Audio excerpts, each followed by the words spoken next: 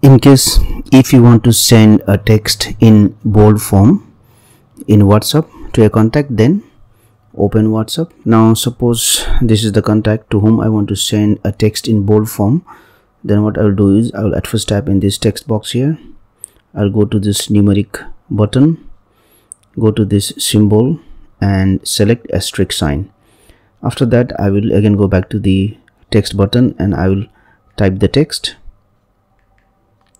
Once I finish typing the text, I will again tap on this numeric button, symbol button, and again type asterisk at the end and then send the text. Now you will see the text is delivered in bold form. Thank you for watching this video. Please like and share this video if you found it helpful. Also click on the subscribe button and hit on the bell icon to get the notification of our latest videos for free.